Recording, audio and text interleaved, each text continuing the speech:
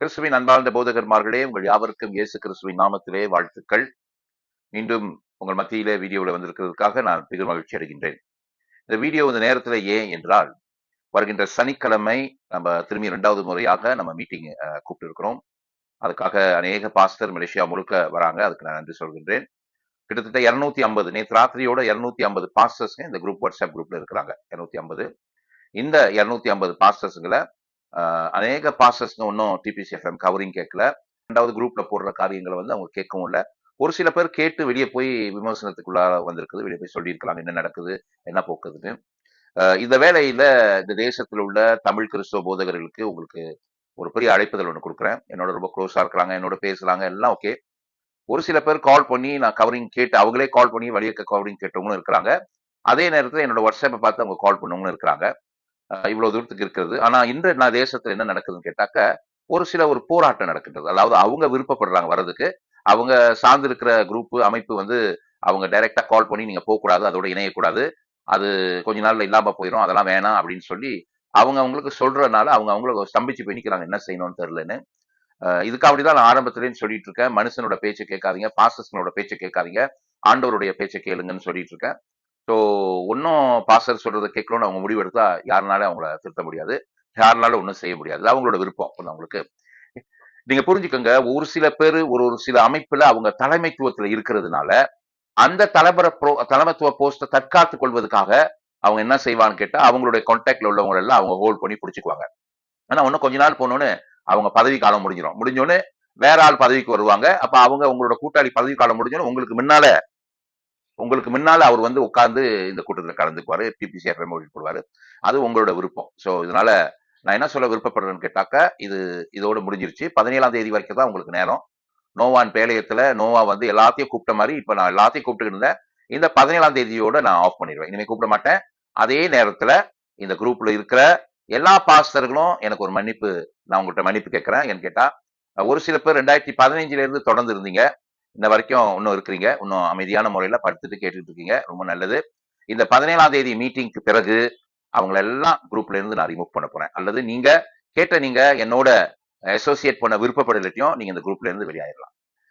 நீங்களே சொந்தமா வெளியாருங்க, அல்லது நான் அந்த இடத்துல இருந்து ரிமூவ் பண்ண நான் தூங்கிடுவேன். ஏன்னு கேட்டாக்க, எங்களுக்கு வள கொல கதை எங்களுக்கு தேவையில்லை. நம்மளோட சேர்ந்து பயணம் செய்யறவங்க வரலாம். சேர்ந்து பயணம் செய்ய விருப்பம் இல்ல, உட்கார்ந்து உள்ள கதை கேட்கறதுல பிரயோஜனம் இல்லை. ஒண்ணு. 2வது, 17ஆம் தேதி குரூப் ஏற்கனவே 7ஆம் தேதி வந்தவங்களுக்கு எல்லாம் ஒவ்வொரு ஸ்டேட் பரியாக தனித்தனி வாட்ஸ்அப் குரூப் தொங்கிட்டோம். இப்ப 17ஆம் தேதி முடிச்ச கையோட அந்த புது கூட்டத்தையும் அந்த ஸ்டேட் பிரகாரம் நம்ம உள்ளுக்கு வச்சிருவோம். உள்ளுக்கு வச்ச பிறகு இனி ஒவ்வொரு ஸ்டேட்லயும் நம்ம ஃபார்ம் பண்ண போறோம். டிபிசிஎஃப்எம் பிரான்ச் ஒவ்வொரு ஸ்டேட்லயும் நம்ம ஃபார்ம் பண்ண போறோம். அப்ப ஒவ்வொரு ஸ்டேட்லயும் ஃபார்ம் பண்ணும்போது மாநில அரசாங்கத்தோட அங்க கை கோர்த்து பல காரியங்களை நம்ம செய்ய போறோம். ஒரு உதாரணத்துக்கு, இன்னைக்கு 2:30 மணிக்கு நமக்கு மிட்ராவோட ஒரு பெரிய மீட்டிங் இருக்குது. அவங்க அப்ரூவ் பண்ணலாம்னாக்க மலேசியா முழுக்க ஸ்லாங்கோர், கிடா, பினேங், பேரா, நெகிரி செமிலான், ஜோஹோ இந்த மாநிலங்கள்ல மிட்ராவோட சேர்ந்து வாலிப முகாம் நம்ம வைக்கிறோம். வாலிபம் ஏன்னு கேட்டாக்கா, நான் உங்களுக்கு சொன்ன மாதிரி அடுத்த தலைமுறையை நம்ம உருவாக்கணும். சும்மா இந்த தலைமுறையிலேயே நம்ம உட்கார்ந்து குதிரை சட்டிக்குள்ளே கொண்டு ஓட்டுறதெல்லாம் நம்ம முடியாது. அடுத்த தலைமுறை உருவாக்குறதுக்கு இந்த மாதிரி பல எதிர்ப்புகள் வரும். எத்தனையோ பாஸ்டர்ஸ்ங்க முகத்தாட்சணைக்காக நான் கால் பண்ணணும்னு பேசுறாங்க, இன்ன வரைக்கும் ஃபார்ம் அனுப்பல.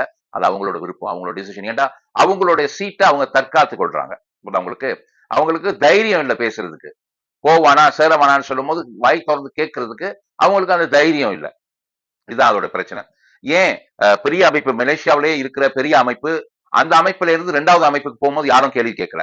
ஆனா இப்ப 3வது அமைப்பு போகும்போது தான் எல்லாம் நிப்பாட்டுறாங்க. அதுக்கு காரணம் என்னன்னு கேட்டாக்க, நம்ம ஒரு மாற்றத்தை இந்த தேசத்துல கொண்டுட்டு வர போறோம்.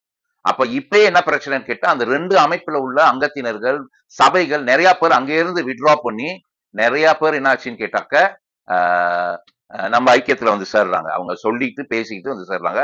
நான் யாரையும் எங்க இருந்து வெளியாகுங்க நிப்பாட்டம் வேணாம் நான் சொல்லவே இல்லை. தாராளமா நீங்க எங்க வேணுமா இருக்கலாம். ஏன்னா நம்மளோட நோக்கம் வேற. நம்மளோட நோக்கம் லீகல் மேட்டர்ஸ், அரசாங்கத்துல லீகல் மேட்டர்ஸ். 2வது, விசுவாசிங்களுக்கு தேவைப்படுற காரியங்களை நம்ம செய்ய போறோம்.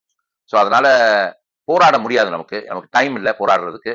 ஸோ இந்த 17ஆம் தேதியோட நம்ம மீட்டிங்ல எத்தனை பேர் கவரிங்குள்ள வந்துட்டாங்க, அதை வச்சு அவங்கள வச்சு நம்ம சில காரியங்களை செய்ய போறோம். அதோட கூட நான் நேத்து போன வீடியோல சொன்ன மாதிரி இந்த சில பாஸ்டர்ஸ்ங்க, அதாவது அவங்க இண்டிபெண்டன்ட் பாஸ்டர்ஸ் தான், சில பெரிய சின்ன சபைகள், பெரிய ஆங்கில சபைகளுக்கு கீழே தமிழ் சபையை பார்த்துக்கிட்டு இருக்காங்க. அவங்க எந்த ஒரு பெரிய அமைப்பு டினாமினேஷன் கீழே வரல. அவங்க எல்லாம் இண்டிவிஜுவலா இந்த மாதிரி பாஸ்டர்ஸ் கீழே வேலை செய்யறவங்க. அப்படியாப்பட்ட யாராவது இருந்தா அவங்களுக்கு ஒரு ஸ்லாட் திறக்கிறதுக்கு முடிவெடுத்திருக்கிறோம். அதாவது இந்த வீடியோவுக்கு கீழே பூலிங் ஒன்று போடுறோம். அதாவது அவங்க தனிப்பட்ட ஒரு பாஸ்டர், அவங்க இந்த பெரிய சபைக்கு கீழே, கொஞ்சம் கவனிங்க, டினாமினேஷனுக்கு கீழே இல்ல, இருக்கிற மலேசியால இருக்கிற முக்கியமான டினாமினேஷனுக்கு கீழே உள்ள பாஸ்டர்ஸ் நம்ம அழைக்கல. நம்ம கூப்பிடுறது அவங்க இண்டிபெண்டா இருக்கிறாங்க, ஒரு பெரிய ஒரு சீன மொழி பேசுற சபைகள்லயும் அல்லது ஆங்கில மொழி பேசுற சபைக்கு கீழே இருக்கிறாங்க. அந்த மாதிரி இருக்கிற பாஸ்டர்ஸ்களுக்கு அவங்களுக்கு ஒரு ஸ்லாட்டை திறந்து, அதாவது டிபிசிஎஃப்எம் கீழே உள்ள சில பாஸ்டர்ஸ்களை நம்ம வந்து ஐடென்டிஃபை பண்ணி குரூப்ல சேர்க்கிறோம்.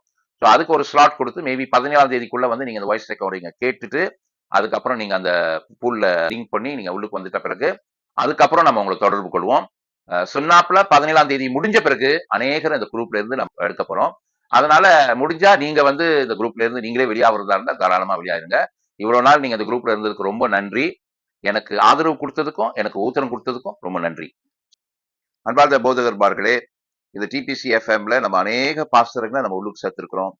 வெறுமனமே பாஸ்டர்கள் மட்டும் அல்லாமல் இவாஞ்சலிஸ்ட், மிஷனரிஸ், மிஷன் ஊழியம் பாக்குறவங்க எல்லாத்தையும், எல்லா பட்டி தொட்டிலையும், எல்லா பகுதியிலையும் ஒரு சின்னதா ஊழியம் செய்யறவங்களை கூட நம்ம என்கரேஜ் பண்றோம் உள்ளுக்கு வர்றதுக்கு.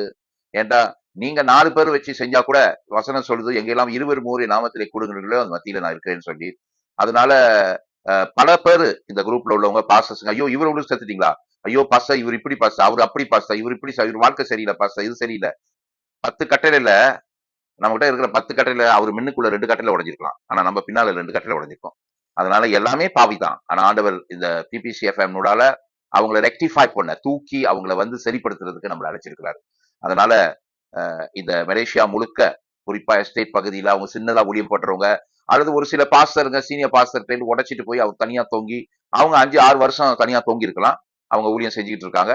ஆனா அந்த சீனியர் பாஸ்டர் வந்து இப்ப உட்கார்ந்து இருக்கிறாரு, பெரிய போஸ்ட்ல உட்கார்ந்து இருக்காரு, அவரு அவங்கள உள்ளு கூட வளர விட மறைமறைமாற்றார். நம்ம அப்படி இல்ல, யாரா இருந்தா கூட இயேசுவின் நாமத்துல வரும்போது நம்ம வர வைக்கிறோம். சோ அதனால உங்க பகுதியில யாராவது இந்த மாதிரி சின்னதா ஊழியம் செய்யறாங்க, பெண்கள் ஊழியம், குறிப்பா மலேசியா முழுக்க அங்கங்க பெண்கள் ஊழியம், ஜெப ஊழியத்துல வந்திருக்கிறாங்க. ஆனா நம்ம அவங்கள வளர விடுறது இல்லை. ஒண்ணு நீ ஊழியம் தோங்கினா என் சபைக்குள்ள வந்துரு, உன் விசுவாசினா என் சபைக்குள்ள கூட்டிட்டு வந்துருன்னு சொல்லி அந்த ஒரு கட்டுக்கோப்புல நிக்கிறோம் நம்ம பாஸ்டர்ஸ்ங்க. ஆனா அந்த பெண்கள் ஊழியம் செய்யற ஊழியக்காரங்க வந்து அவங்க எல்லா சபைக்கு போறாங்க, அவங்க வந்து ஜெபத்துக்கு மட்டும் கூடுறாங்கன்னு சொல்லும்போது அப்படியாப்பட்ட பெண்கள் ஊழியம் செய்யறவங்க அவங்க கூட நீங்க எங்களை தொடர்பு கொள்றோம், உங்களுக்கு தேவைப்படுற கவரிங்க நம்ம கொடுக்க தயாராக இருக்கிறோம். எங்களுக்கு வந்து அது இதெல்லாம் தேவையில்லை, எங்களுக்கு தேவை நீங்க உபதேசத்துல சரியா இருக்கீங்க. உபதேசத்துல சரியா இருந்தா இயேசு கிறிஸ்து எல்லாத்தையும் கை தூக்கி எல்லாத்தையும் அரவணைச்ச மாதிரி நம்மளும் அரவணைக்க தயாராக இருக்கின்றோம். சோ அதனால தொடர்ந்து ஆண்டவர் உங்களை ஆசீர்வதிக்கணும்னு நான் வேண்டிக்கிறேன். இந்த தேசம் ஆண்டவர் ஒரு புது மாற்றத்தை கொண்டு வர வேண்டும். 2வது வாலிப பாஸ்டர்கள், தமிழ் போதகர்கள், அவங்களுக்குன்னு நம்ம வந்து ஒரு காரியத்தை உருவாக்கணும். அடுத்த தலைமுறைக்கு நமக்கு கிடைச்ச அந்த நிலம், அதுல என்ன செய்ய போறோம், இந்த மற்ற காரியங்கள்ல நம்ம மூவ் பண்ண போறோம். அதனால தூத்துறவர்கள் தூத்தி கொண்டிருக்கட்டும், வாழ்த்துறவர்கள் வாழ்த்து கொண்டிருக்கட்டும், கர்த்தர் அவர் வேலையை செய்வார். என்பார்ந்த போதகர்மார்களே, எல்லாத்துக்கும் என்னோட நன்றி. 2015 இருந்து பயணம் செஞ்ச எல்லா பாஸ்டர்ஸ்க்கும் எங்களுக்கு நன்றி. எனக்கு ஆதரவா இருக்கிறீங்க. சில நேரத்துல வேற டினாமினேஷன் இருக்கிறதுனால நீங்க கிராஸ் பண்ணி வர முடியாது, எனக்கு தெரியும். அதனால நான் கோச்சிக்கல. சோ முடிஞ்சவங்க, இந்த குரூப்ல இருக்கிறவங்க, என்னோட ஐக்கிய கொள்ள விருப்பப்படாதவங்க நீங்களே வெளியாவது ரொம்ப நல்லது. தேவன் ராமே உங்க எல்லாத்தையும் ஆசீர்வதிப்பார் என்று நம்புகிறேன். நன்றி, வணக்கம்.